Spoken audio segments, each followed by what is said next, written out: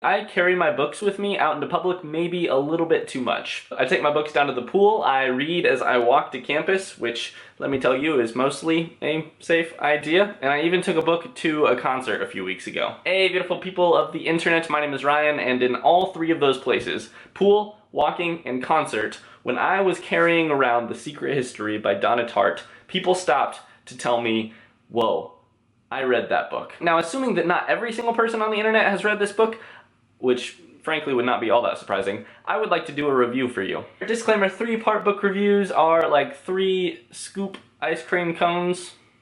They are tasty and lovely, and this metaphor works a lot better in my head before I put it out into the air, which is all to say that this is a 3-part book review. Okay, first the basics about the book. The Secret History is by Donna Tartt, who also wrote The Little Friend, and what might have been the biggest book of 2013, The Goldfinch. The Secret History was published in 1992 to immediate success, and my copy is 559 pages long. You know, that's not short, but if you would like to know if you want to read it, I have 2 recommendations for you. First, watch this video. Check, you're doing that already. 2, go to your local bookstore and read the prologue, which is about 2 pages long. Your bookstore, like your grandma, would also love to see you. It's been too long since you visited. The Secret History is about a murder. It says that on the very first page, and it immediately puts you into murder mystery mode, except that you know who did the murder. You're not reading to find out who, which would more explicitly follow our expectations of a genre like thriller. In fact, Donna Tartt has said that this book is less of a whodunit and more of a why-done-it. Instead, we've got a murder that's driving the narrative along, but we've got a number of surprising things which are keeping us on our toes. First is just the fact that Donna Tartt writes in a style which is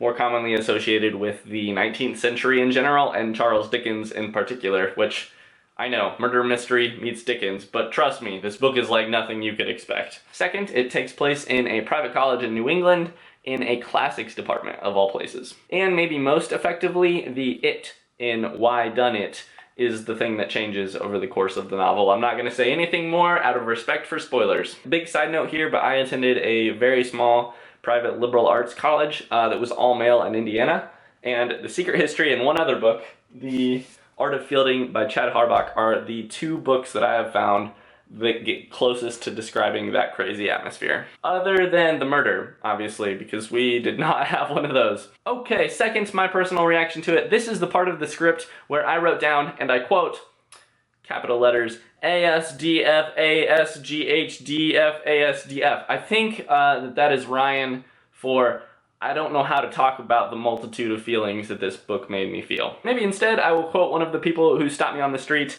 when she said, "That book screwed me up." In short, we've got a book here that will make you flip pages like crazy and also stop to linger over beautiful sentences and descriptions. A book that's going to entertain you for 560 pages, which is no small feat, but then is also going to leave you wishing there were 500 more. A book that will rope you in, that will convince you to play its apparently innocent game, and then surprise you and screw you up with what is actually underneath the harmless veneer going on. Okay, but so far in this review, we haven't run into anything which makes me think, okay, that specific thing right there, that is the reason that this book is so successful. So why, then, are people stopping me on the street to talk about it? It's a great book, in my opinion, but I keep asking myself, why is it street-stoppingly good? And actually, I think that I've got an answer. We live in a culture that is constantly speeding up the production of the entertainment that consumers want. For instance, let's talk Star Wars, the Marvel movies, Harry Potter, which there was definitely never going to be another written book in that universe. In internet culture, we want new content so quickly that Netflix releases entire seasons of Orange is the New Black all at once. But Donna Tartt, like some slow-working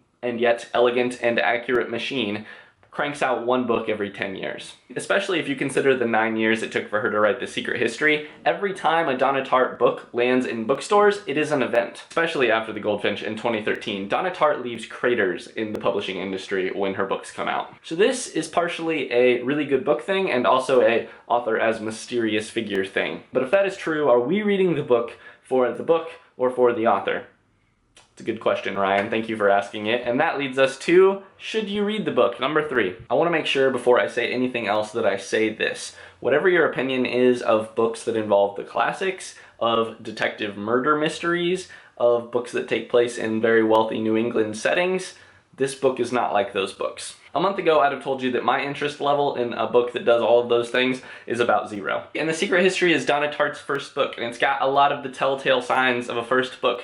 It is very high energy on the page, but it's also got a little bit of a rambling quality to it, and it's a little plot heavy at times. But, and to me this is the key but of the entire video, which is not a phrase I thought that I would ever be saying, but Donna Tartt did something with The Secret History back in 1992 that made people run to go read this book. In fact, the book is still doing the thing that it set out to do, considering the fact that I wasn't even born yet when this book hit shelves, and yet this book is still making its way through the world by, book reviews be damned, word of mouth. The short answer is yes.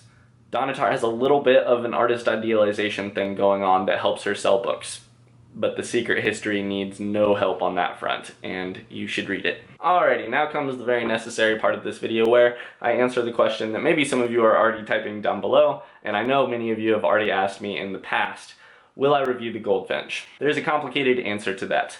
Yes, I have read it. I read it a few years ago, and I loved that book, but I only want to review books that I'm fresh on. And so the real answer is that if in the future I chose to review The Little Friend, which I have not yet read, then maybe I could foresee myself rereading The Goldfinch so that I could then review it and have a nice little trio of reviews on the channel. Alrighty, that is really all that I've got for this video. If you liked what you saw, I do book reviews every other Monday, so you should stick around for a while. Make yourself comfortable. Thanks for watching, you guys. I will see you all in just a few hours. Surprise! Okay, that's all that I've got. I will see you soon. Best wishes!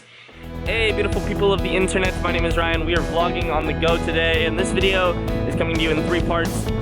In all 3 of those parts, I'm going to be squinting into the sun and trying not to cry. I've been thinking about making this last little bit, the part after the end screen, a place for us to just kind of hang out. I bring some book-related trivia facts, we hang out for a second. So in the spirit of that venture, to get us started, I have a quick bit of trivia about The Secret History. The college that The Secret History is set in is supposedly based pretty heavily on Bennington College, which is where Donna Tartt studied writing, and the characters on a few members of her classes there, one of which includes the member of the literary brat pack, Bret Easton Ellis.